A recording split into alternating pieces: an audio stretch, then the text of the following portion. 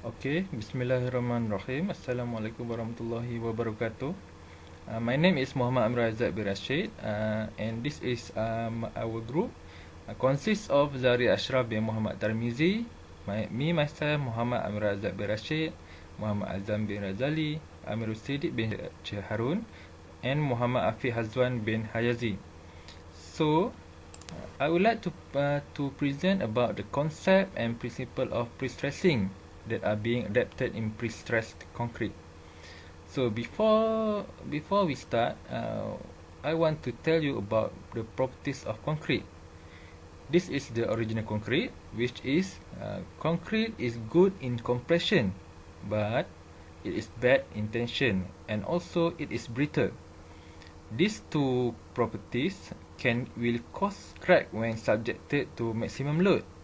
As we can see in this picture beside, the beam is deflect when force is subjected to it. This is because it doesn't have any steel. Therefore, we come to the prestressing process. In prestressing, this will avoid cracks, it will increase strength, and it will also reduce deflection. As we can see in this bridge picture, if we use the traditional reinforced concrete, the size of the bridge will become bigger. So it will make it will cause ship cannot went through the bridge.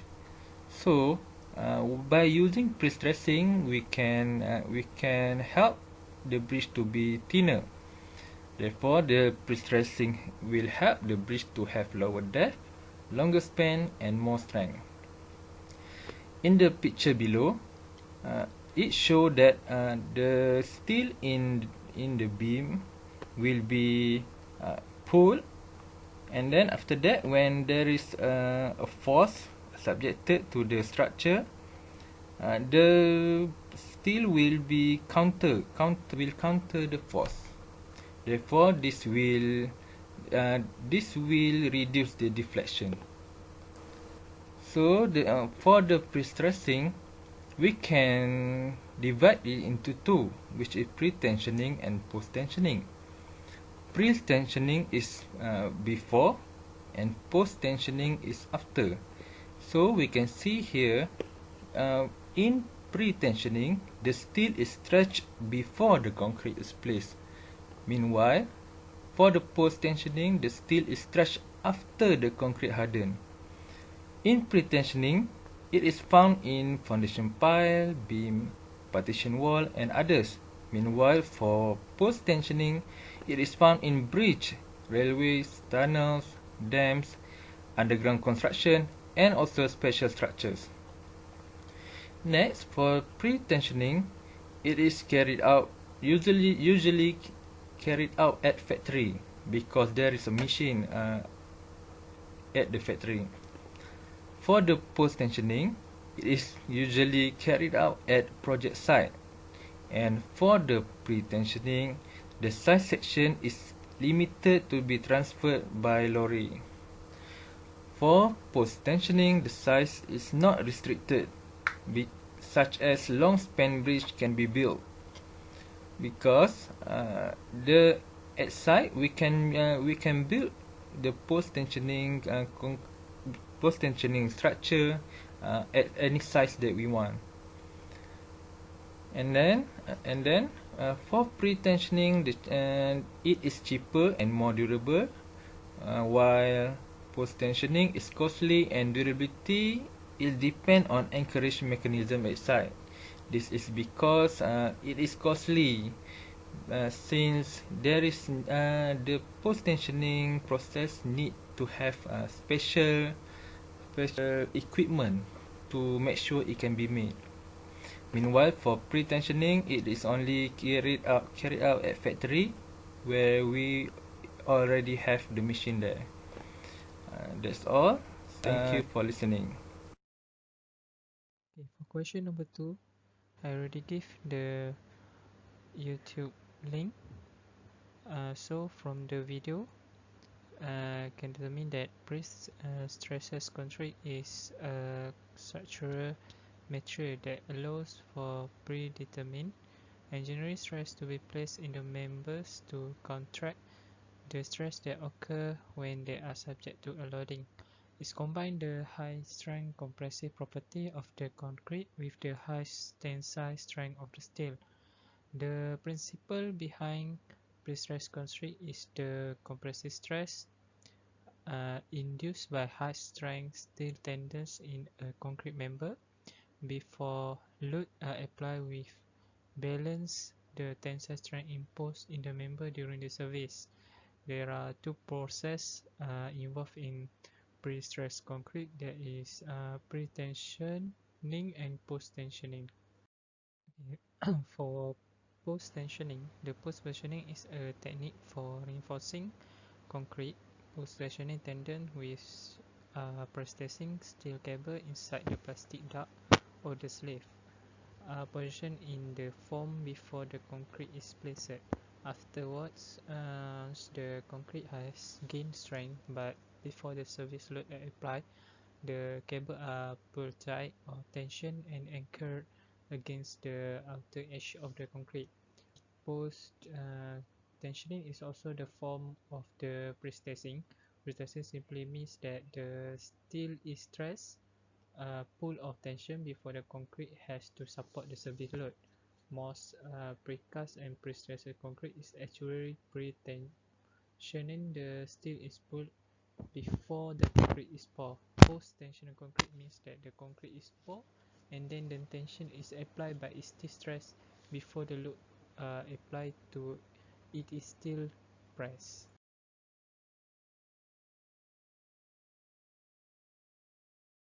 Okay, for pre-tensioning, the process involves the stress of the wire or cable by anchoring them at the end of metal form, which may be up to 120 meter in length. Hydraulic jet stress the wire as required, often adding 10% to accommodate the creep and other pre-stress losses that may be incurred. Side modes are then fixed and the concrete placed around the tension wire. The concrete harden and shrink, repair the steel along its length and transfer the tension from the jet to exert the compressive strength in the concrete. Once the concrete has reached the desired strength, the tension wire are released from the jet. Its typical concrete strength is 28 Nm² that can be achieved by 20 hours sinkering as well as using additive. To create the shock member, divide plate can be placed at any along of which, when removed, will make the cutting of the wire.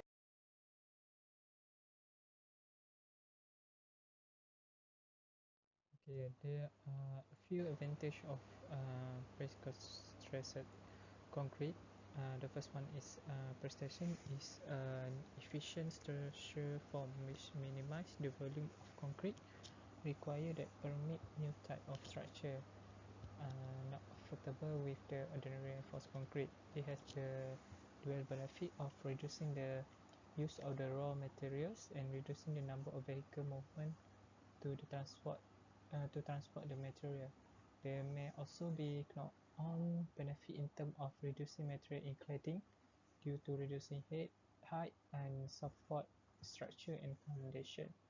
And secondly, a further benefit can be improved durability through careful specifications, design workmanship, stressing can through the minimization of crack and reduce risk of reinforcement corrosion and length service life.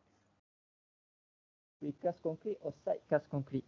This is a crucial question for anyone moving forward with a general construction project.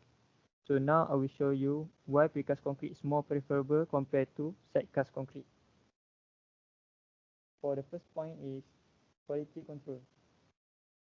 Precast concrete is better because it is mixed, poured and cured in a factory, and ideal conditions can be maintained throughout the process.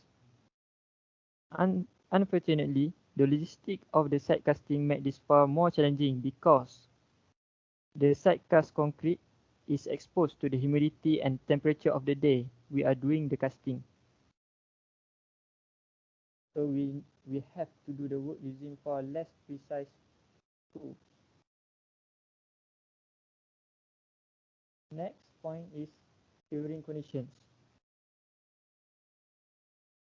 Precast concrete is more preferable because curing conditions can be controlled in a factory.